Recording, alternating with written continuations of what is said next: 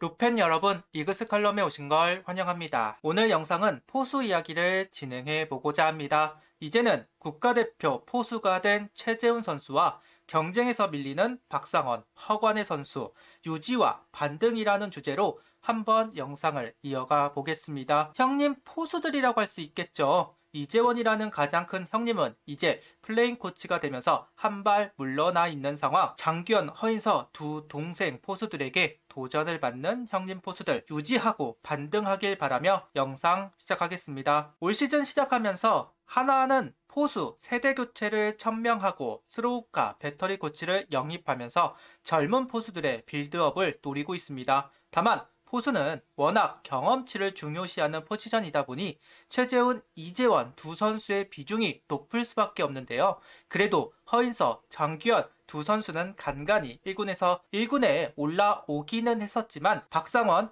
허관의 두 선수는 그 기회조차 없었습니다. 구단은 박상원, 허관의 선수에게 집중하던 걸 접어두고 이제는 허인서, 장규현 두 선수에게 집중하는 상황으로 플랜이 바뀌게 되었습니다. 반면 거센 도전을 받고 있는 형님 포수들은 버텨낼 수 있을까 하는 생각이 들기는 하네요.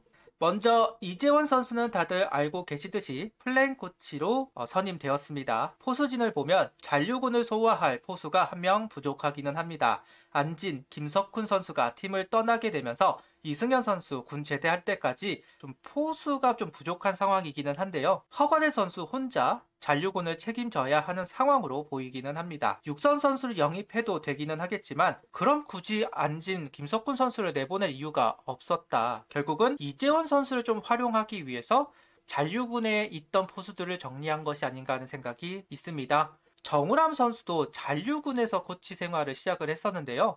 이재원 선수도 잔류군에서 힘을 좀 보태주지 않을까 하는 생각을 가져보고 있습니다. 이재원 선수는 플레잉 코치가 된 것을 두고 하나를 위해 할 수 있는 것이 무엇일까 생각을 했고 많은 고민 끝에 결정했다는 이야기를 합니다. 이재원 선수의 플레잉 코치 선임은 결국 포수 세대 교체의 시작이라고 봐야 할 겁니다. 그 승자가 누가 될지 궁금해집니다. 하나, 주전 포수는 최재훈 선수입니다. 김경문 감독은 포수가 오래 뛰려면 살을 좀 빼야 한다는 이야기와 함께 다이어트를 했습니다.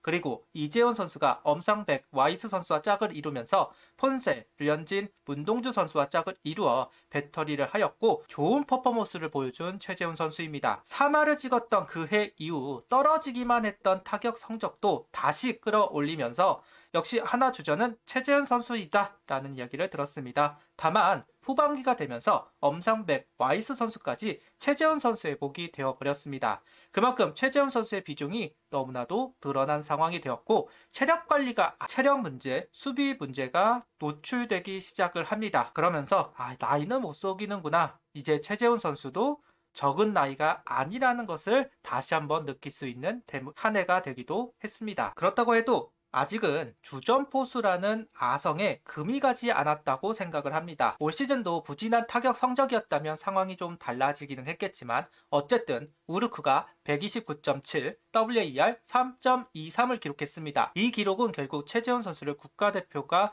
될 수 있는 근거가 되기도 합니다. 강민호, 양의지 선수의 국대 은퇴와 김영준, 김건희 선수가 나오지 못하는 가운데 박동원 선수가 짝이 되어줄 포수가 없다는 이유, 그리고 하나 투수들이 많이 지명이 되면서 같이 호흡을 한 최재훈 선수가 필요하기는 했을 겁니다. 그리고 올 시즌이 끝이 나면 최재훈 선수는 두 번째 FA를 앞두고 있습니다. 여러 면에서 최재훈 선수의 아성은 견고하다고 생각합니다. 물론 올 시즌처럼 어느 정도 타격 성적이 나오기는 해야겠죠. 최재훈 선수 루키 시절을 기억을 하고 이야기를 합니다. 이토 코치가 강조하던 것은 리드나 기술보다는 체력이었다. 경기에 계속해서 나갈 수 있는 체력을 기르길 원했다. 기초적인 포수 훈련에 몰두했다. 그 과정 속에서 그래도 정신적인 부분을 잘 지도해 주어서 바뀔 수 있었다. 실수를 해도 상관없다는 것도 알려주셨다. 그 전에 실수를 하게 되면 계속 생각하게 됐지만 그 이후로는 흔들림이 사라졌다.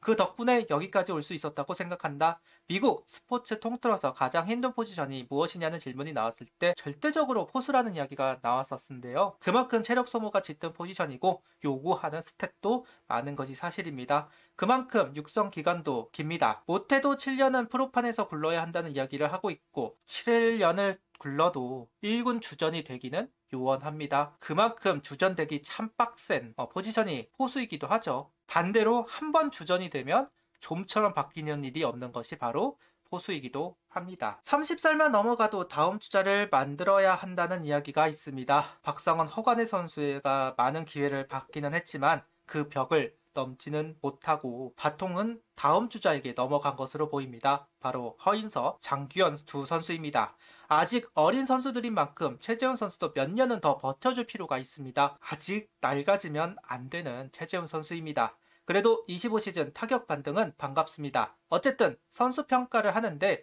야수는 타격이 가장 중요한 대목이고 안 되면 백업으로 밀릴 수밖에 없습니다. 아직 장규현, 허인서 두 선수가 주전으로 나가기에는 부족함이 있는 건 사실이니까요. 무리를 할 이유도 없는 것이 사실이기도 합니다. 그러니 버텨내 주어야 한다는 이야기를 하고 싶습니다. 그리고 허인서, 장규현 선수의 성장으로 가장 위치가 애매해진 선수가 있습니다. 바로 박상원 선수입니다. 스프링 캠프에 합류를 하고 시범 경기 기회를 받으면서 이재원 선수와 경쟁을 했지만 밀려났고 퓨처스로 내려갔습니다. 26년이면 28살이 되는 선수입니다. 기억상으로는 최재원 선수가 하나로 트레이드가 된 것이 28살? 그쯤이었던 걸로 기억을 하는데요. 최재원 선수가 이제 주전 포수가 된 나이와 이제는 같아진다고 보면 될 것 같습니다. 그런데 이재원 선수를 밀어내지 못하였다. 결국 퓨처스로 내려갔고 구단도 다른 생각을 하게 됩니다. 최재훈 선수의 아성에 금이 가지 않은 상황에서 이 포수 경쟁에도 이름을 올리지 못하게 된 것인데요. 아무래도 구단은 최재훈 선수가 좀 더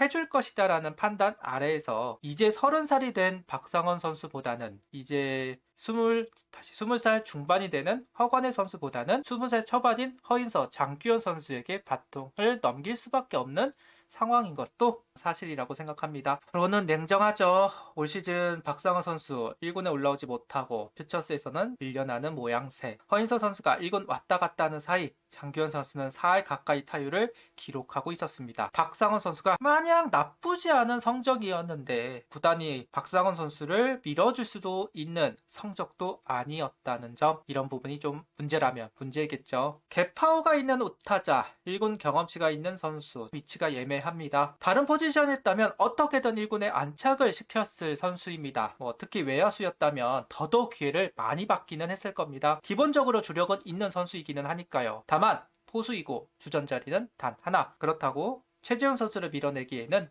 최재훈 선수가 전성기였죠. 부상으로 출전이 안 될 때나 출전을 했던 것이 사실이고 이제 최재훈 선수가 나이가 많아지면서 기량이 떨어지기 시작하니까 허인서, 장규현 선수의 등장, 정말 답답한 상황일 겁니다. 그렇다고 지금에 와서야 포변을 할 것도 아니고 트레이드를 시키기에도 각 팀마다 밀어주는 포수들이 있는 상황입니다. 완전한 야인이 아닌 이상 팀을 옮기기도 어려운 상황이다. 힘들 수밖에 없는 박상원 선수라고 할 수 있겠네요. 마지막으로 허관의 선수는 시즌 초 인터뷰에서 이제 7년차다. 이제는 과정보다 결과를 중요하게 생각할 때다. 적은 나이도 아니고 좋은 후배들도 많이 들어왔다. 지금 상황에 실망하면 어리광으로 보일 수밖에 없다. 야구가 노력과 비례하는 운동은 아니지만 포기할 수 없다. 인터뷰를 한 적이 있는데요.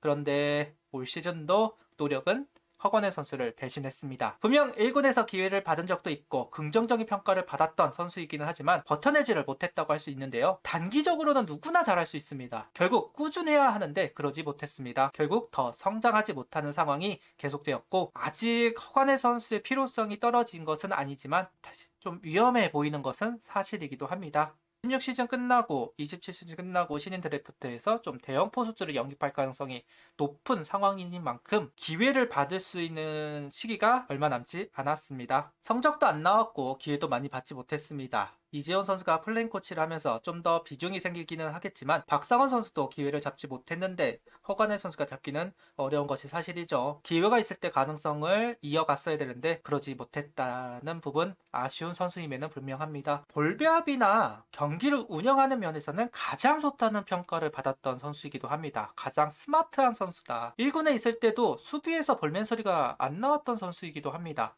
머리는 좋은데 몸이 따라가지 못한다고 해야 할까요? 그래도 타격 성적이라도 많이 나왔으면 백업이라도 좀 기회를 받았을 텐데 그러지 못하다 보니까 기회를 잃어버리고 맙니다. 두 어린 동생에게 거센 도전을 받고 있는 세 선수 박성원, 허관의 선수는 존재감이 작아졌고 최재훈 선수는 굳건하게 버티고 있는 상황. 그럼에도 주전 도전을 받는 한 해가 될 겁니다. 예상과 다른 스토리가 만들어질 수도 있기는 하겠지만 이대로 밀려나기보다는 존재감 한번 보여주면서 경쟁이 좀 심해지면 좋겠네요. 여러 가지 스토리가 만들어지기를 바라면서 구독, 좋아요, 알림 설정 부탁드리며 영상을 봐주셔서 감사합니다.